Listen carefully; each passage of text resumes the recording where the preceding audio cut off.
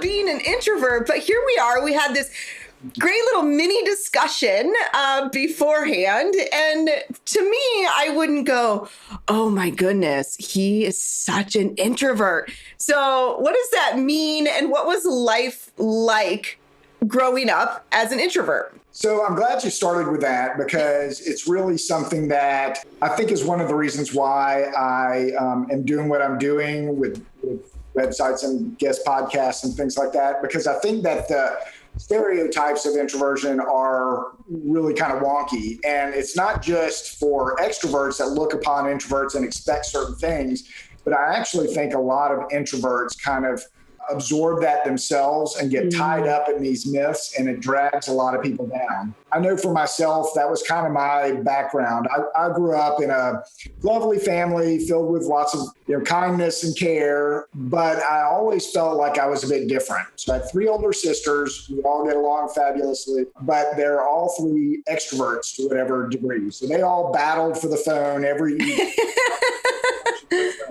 And so my mom, I think, kind of felt like that was what kids did. So on afternoons and weekends and throughout the summer, she kind of nudged me out the door, go play with friends, go hang out in the neighborhood. Well, I mean, I had a few friends in the neighborhood, but I was fine to do a little bit of that and then come back and do my own stuff, reading or just playing with hobbies that I had around the house. And to me, that was very relaxing.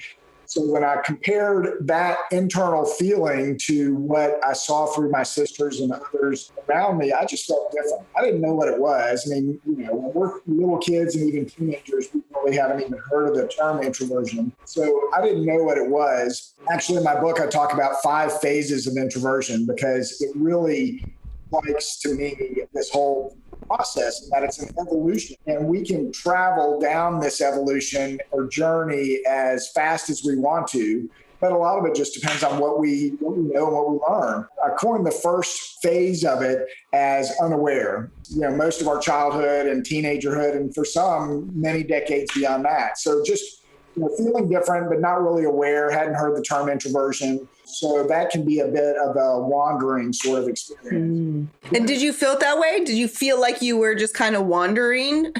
Yeah, I really did. I mean, I wasn't sure what it was, right? So why am I different? So is something really wrong with me? Is there a mental issue wrong with me? And as a little kid, you don't think about that. But certainly as a high schooler and a student in college, you think, I just feel different.